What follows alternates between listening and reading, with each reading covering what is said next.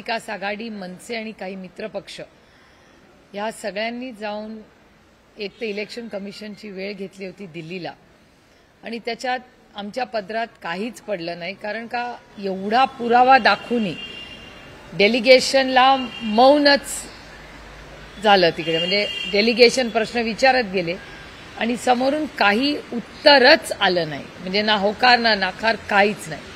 त्यामुळे दुर्दैव आहे की इलेक्शन कमिशनने एवढे पक्ष तिथे गेलेले असताना, एवढा एव्हिडन्स नेलेला असतानाही काहीच त्यांच्याकडून आलं नाही. आमच्यासाठी खूप चिंताजनक आणि खूप काळजी करण्यासारखं आहे.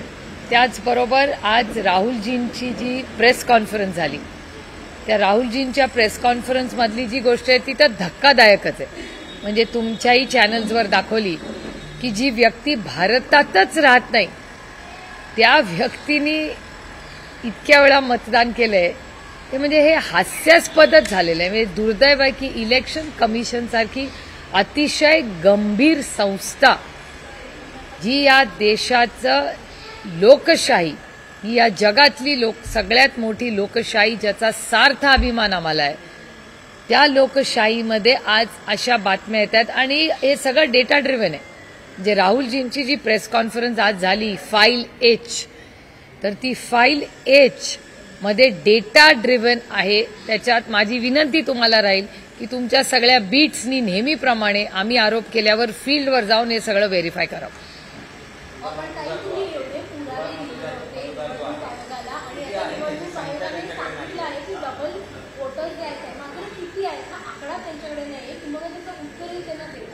माझा प्रश्न आहे की ते रोखणार कसं डबल मतदान, म्हणजे दुबार मतदान थांबवणार कसं, हा माझा प्रश्न आहे. ह्याचं कारण असं, एवढं तंत्रज्ञान आहे, एवढा मोठा AI म्हणजे आर्टिफिशियल इंटेलिजन्सच्या माध्यमातून एवढे नवीन ॲप्स निघाले आहेत, ह्याच्यात दुबार मतदान नॅरो करणं हे काय फार अशक्य नाही आहे भारत सरकारला. तर मग भारत सरकार का त्याच्यावर ॲक्शन घेत नाहीये हे मला समजत नाही.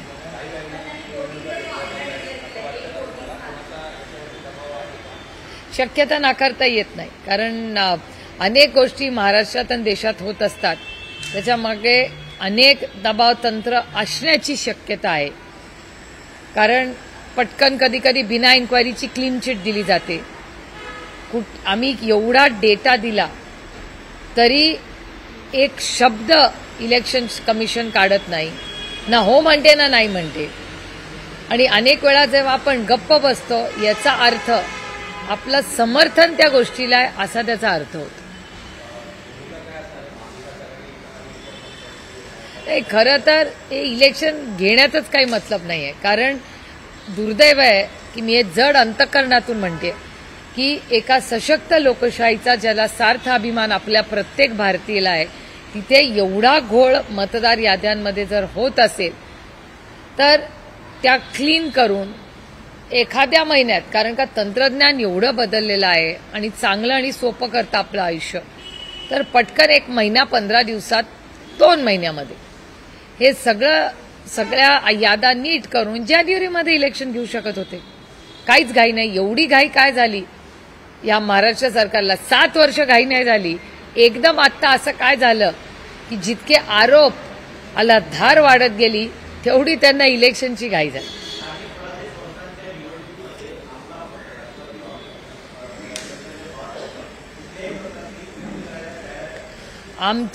आमचा पहिला प्रस्ताव आणि आमची इच्छा आहे की आम्ही महाविकास आघाडी म्हणून लढावं.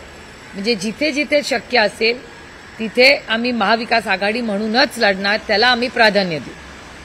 पुढे आता स्थानिक नेते त्यांचा फीडबॅक काय येतो, काही ठिकाणी काही नाही, काही एखाद्या वेळेस असं असतं की एखाद्या पक्षाला एकटं लढायचं असतं, मग काय होईल त्या परमिटेशन कॉम्बिनेशन पुढे 8-1 दिवसात ते पूर्णपणे स्पष्ट होईल.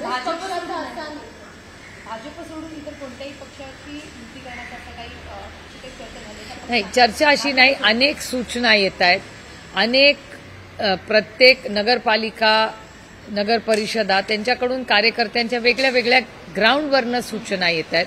तर बघूया पुढच्या 8 दिवसात पूर्णपणे स्पष्ट होईल चित्र. काँग्रेस नेत्यांची काल बैठक पार पडली आणि त्यांचं असं म्हणणं आहे की आम्ही महाराष्ट्रामध्ये किंवा मुंबईमध्ये महाविकास आघाडी आघाडीत राहायला तयार आहोत, पण जर मनसे येत असेल तर आम्ही एकटं लढू, पण का मनसेसोबत आमच्या जाण्याचा तयार नाहीये, आम्ही तयार नाही मनसेसोबत जायला. इलेक्शन लागलंय का मुंबईचं? अजून नाही ना, मग बघूया ना, आल्यावर बघू, चर्चा करू. जो पेपर आहे पहिला तो सोडूया ना. मी 9वीत असताना 10वीच्या पेपरची काळजी आता कशाला करू? आधी तर 9वी पास होऊ द्या.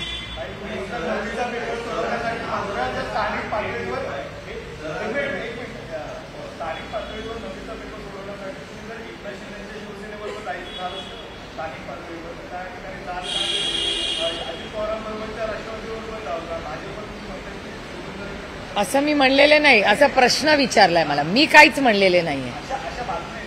नाही, बातम्या तर येत राहतात, बातम्या येत राहतात ना.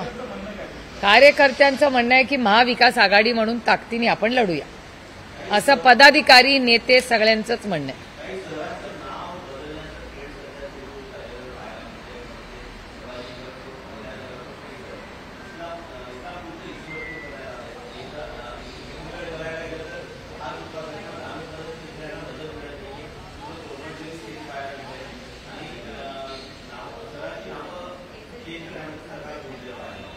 नाही, सरकार जर महाराष्ट्रात हे करत असेल तर काश्मीर टू कन्याकुमारी सगळीकडेच करावं ना. सिलेक्टिव्हली का हे निर्णय घेतले जातात? आणि महाराष्ट्रावर काय विशेष प्रेम आहे की सगळ्याची नावं बदलत? उद्या महाराष्ट्राचंही नाव बदलतील, काय सांगतायत त्यांचं? त्यामुळे दुर्दैव आहे की महाराष्ट्रातले जे महत्वाचे प्रश्न आहेत, मग शेतकऱ्यांचे असतील, शिक्षकांचे असतील, जलजीवन मिशन मध्ये होणारा भ्रष्टाचार असेल, खूप मोठी आव्हानं आज राज्यासमोर आहे. त्याच्या मला विचाराल तर महाराष्ट्र प्रचंड आर्थिक अडचणीतून चाललेला आहे. आणि हा माझा डेटा नाही, हा भारत सरकारचा डेटा आहे. आणि महाराष्ट्रातला क्राईम, पुण्यासारख्या शहरामध्ये भर दिवसा मेन रोडवर जिथे लाखो लोक रोज फिरतात तिथे ज्या क्रूर पद्धतीने हत्या काल झाली, आणि ही पहिली नाहीये. मग पुण्याच्या लॉ अँड ऑर्डरचा विषयावर कधी चर्चा होणार? आणि हा सगळा डेटा जो क्राईम वाढलेला आहे, महाराष्ट्रात गरिबी वाढलेली आहे, महाराष्ट्रात बेरोजगारी वाढली आहे, महाराष्ट्रात महागाई वाढलेली आहे, शेतकऱ्यांच्या आत्म्या दर 3 तासाला एक होते. हे माझा डेटा नाहीये, हा मकरंदाबा पाटलांचा डेटा आहे जो त्यांनी विधानसभेत सांगितलेला आहे. त्यामुळे ही जर परिस्थिती असेल तर शेतकऱ्यांच्या प्रश्नावर काय सरकार बोलत नाहीये? आत्ताच तुमच्या टीव्ही चॅनलवर मी पाहिलं की माननीय मुख्यमंत्री आणि दोन्ही उपमुख्यमंत्री आज एका कार्यक्रमाला कोल्हापूरला गेले, तर तिथे ऊस उत्पादक शेतकऱ्यांनी नाराजी व्यक्त केली. हे चिंताजनक आहे. आणि मी वारंवार म्हणते की जरी आम्ही विरोधक असलो तरी महाराष्ट्राच्या आर्थिक आणि सामाजिक परिस्थितीसाठी एक स्पेशल सेशन बोलवा, चर्चा करूया, आणि महाराष्ट्राच्या हितासाठी कधीतरी महाराष्ट्राच्या आदरणीय माननीय मुख्यमंत्र्यांनी मतभेद सोडून महाराष्ट्राच्या हितासाठी, जसं ऑपरेशन सिंधूरसाठी आम्ही देशाच्या हितासाठी सगळे एक झालो, तसं महाराष्ट्राला आता ती गरज आहे. महाराष्ट्राची आर्थिक परिस्थिती, सामाजिक परिस्थिती, आज जी परिस्थिती शेतकऱ्यांची झाली आहे किंवा क्राईम, हे सगळे अतिशय अडचणीतून, अशा बातम्या बाकीच्या राज्यातून येत नाहीत. या बातम्या महाराष्ट्रातूनच येत आहेत. आणि केंद्र सरकारचा, महाराष्ट्राचा आणि केंद्र डबल इंजिन सरकार आहे. डबल इंजिन सरकार म्हणतं की महाराष्ट्रात क्राईम वाढला आहे. हा केंद्र सरकारच्या होम डिपार्टमेंटचा रिपोर्ट आहे.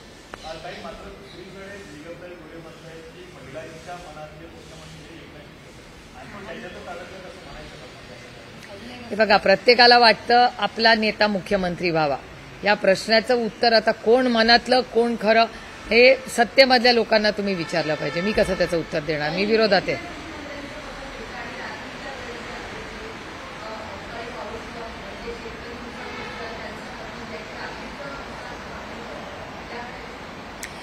नाही, नुकसान पाहणीच्या दौऱ्याची मी बातमी वर्तमानपत्रातही वाचली आणि मी त्यांचा मोठा गाड्यांचा ताफाही पाहिला. केंद्र सरकारमधून लोक येत आहेत, पण साधारण भावना अशी आहे की ते शेतकऱ्यांशी बोलत नाहीयेत. आणि कर्जमाफी जी दिवाळी गोड करू हे तुमच्या सगळ्यांच्या चॅनलवर सरकारचं धोरण होतं. दिवाळी तर गोड झालीच नाही, पण त्याच्या पुढेही 2 रुपये आणि 3 रुपये आणि 8 रुपये असे पण निधी, म्हणजे मला विचाराल तर थट्टा केली आहे या सरकारने शेतकऱ्यांची.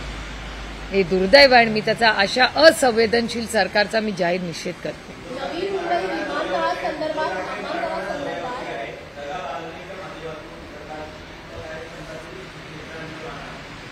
आतमध्ये वास्तवच आहे ना. आणि तुमच्या सगळ्या चॅनलवर गेले महिना सव्वा महिना सातत्याने, म्हणजे परवाची शेतकरी आत्महत्या जी नाशिकला निफाडला झाली, कांद्याचा शेतकरी असेल, सोयाबीनचा शेतकरी, केळीला काही भावच राहिला नाही. झेंडू यावेळेस दिवाळीत आणि दसऱ्याला रस्त्यावर फेकून दिले शेतकऱ्यांनी. सोयाबीनची तीच परिस्थिती. आणि हे सगळं तुमच्या चॅनलवर मी कुठलेही आरोप महाराष्ट्र सरकारवर करत नाही. जे वास्तव आहे ते सांगायचा एक प्रांजळ प्रयत्न सातत्याने रोज या महाराष्ट्र सरकारला करण्याचा प्रयत्न करतो.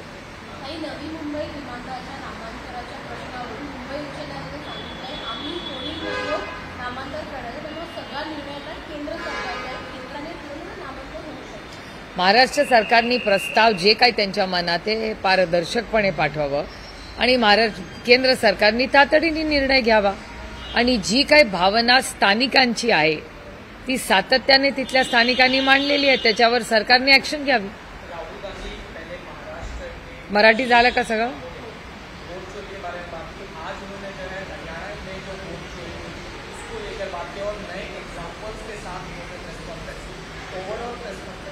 वो एग्जाम्पल्स नहीं थे, वो डेटा था.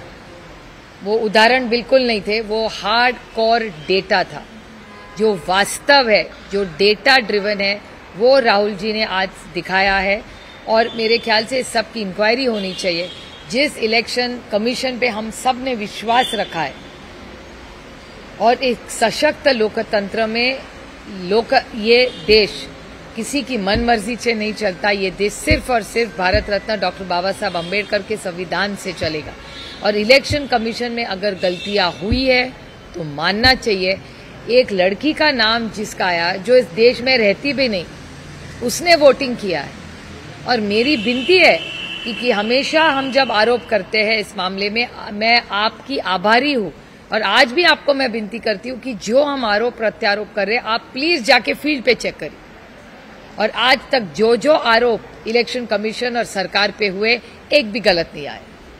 ऑपोजिशन के आरोप को लेकर कल जब पत्रकारों ने सवाल किया स्टेट ईसीआई को, तो उन्होंने कहा कि जो लिस्ट आती है वो सेंट्रल से आती है, उसमें हमारा कोई हाथ नहीं है, हम सिर्फ ऐड और डिडक्शन करते हैं, पर जो लिस्ट जो फाइनल लिस्ट आती है वो सेंट्रल से आती है. लेकिन ऐड और डिडक्ट आप करते हैं ना, तो अगर ऐड और डिडक्शन में अगर गड़बड़ है तो इनकी जिम्मेदारी नहीं है कि केंद्र सरकार को कहे या केंद्र इलेक्शन कमीशन को कहे कि भैया हमने ये ऐड किया था, ये डिडक्ट किया था, ये फिर ठीक होके नहीं आया. ऑब्जेक्शन तो रेज कर सकते हैं. लोकतंत्र है ना, कि देश मनमर्जी से चल रहा है किसी के. ये हुकूमत नहीं है, ये लोकतंत्र है. लोकतंत्र में हर एक को आवाज उठाने का अधिकार है. और हमारी अपेक्षा है कि महाराष्ट्र में अगर उनको लग रहा है कि केंद्र सरकार से लिस्ट में कुछ बदलाव करने की जरूरत है तो इलेक्शन कमीशन क्यों नहीं कुछ बोल रहा है. फिर किस काम का ये इलेक्शन कमीशन कि अगर वो आवाज ही नहीं उठाए या सत्य न बोले.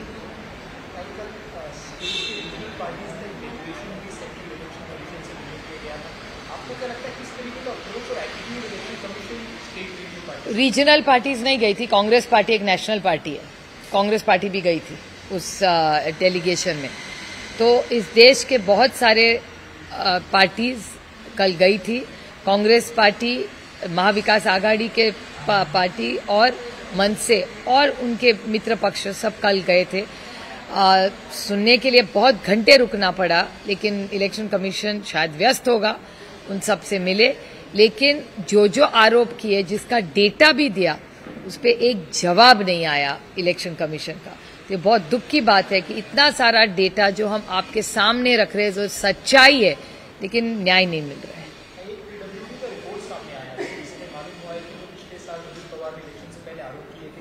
मिनिस्टर्स के बंगलोज के रेनोवेशन में काफी बड़ा घोटाला हुआ है, जिसको सही पीडब्ल्यूडी की इंटरनल रिपोर्ट में ही माना है. रोहित पवार जी जो आरोप कर रहे हैं, आप देख रहे हैं कि एक तो वो आरोप डेटा ड्रिवन होता है और ये तीसरा या चौथा आरोप है जिसको सरकार ने माना है. मतलब सरकारी नोट ने कहा है हाँ, जो रोहित पवार जी ने आरोप किया वो सच है. तो मेरे ख्याल से इस सब की इंक्वायरी होनी चाहिए. और पीडब्ल्यूडी में अगर भ्रष्टाचार हो रहा है तो इसकी इंक्वायरी होनी चाहिए. आपको याद होगा, मैं बड़ी विनम्रता से, फिर मैं कह रही हूं, मैं बड़ी विनम्रता से इस देश के प्रधानमंत्री जी को याद दिलाना चाहती हूं कि इस देश ने उन पे विश्वास रखे। उनका एक टैगलाइन था, न खाऊंगा न खाने दूंगा, और बीजेपी का यही नारा था कि न खाऊंगा न खाने दूंगा।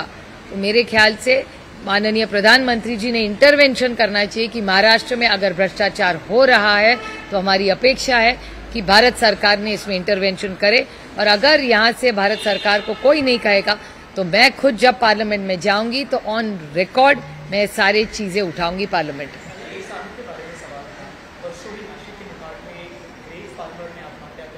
सरकार ने जो हिस्टोरिक तरीके से मदद खुद ही क्लेम किया था, वो जारी होने के बाद भी जो आत्महत्याओं का सिलसिला है वो नहीं, एक तो जो कमिटमेंट्स भारत सरकार ने और महाराष्ट्र सरकार ने की थी वो तो फील्ड पे कुछ नहीं दिख रहा है।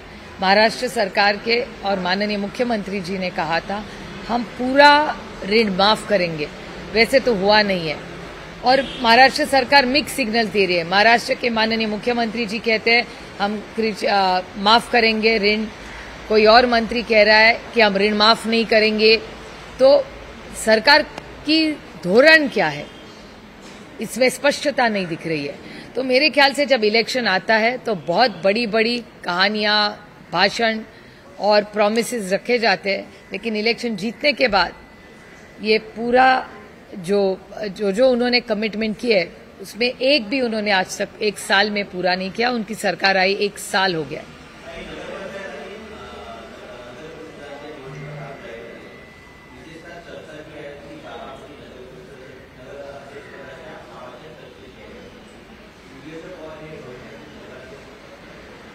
युगेंद्र पवार नहीं, युगेंद्र पवार नगरपालिका लढणार नाहीये।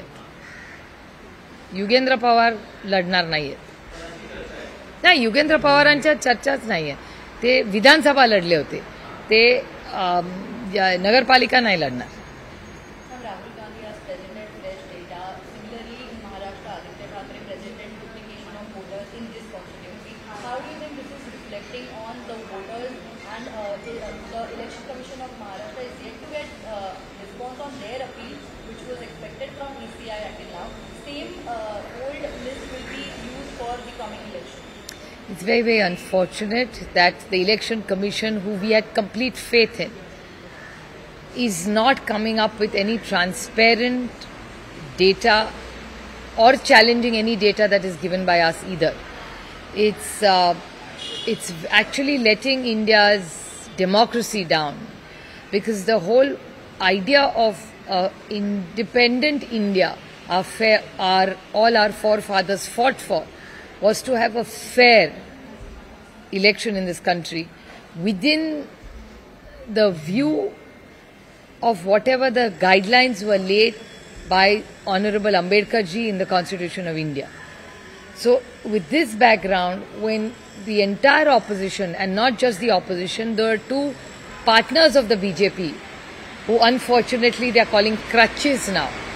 The two crutches of BJP in Maharashtra, as I am not calling them crutches, their ally has called them crutches.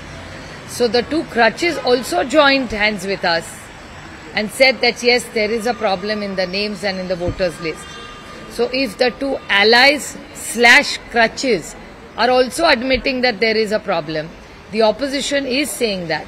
So I think in a fair and a vibrant democracy of India, I think we need fair and transparent elections, and we are hugely disappointed with the approach of the Election Commission of India as well as the Election Commission of Maharashtra.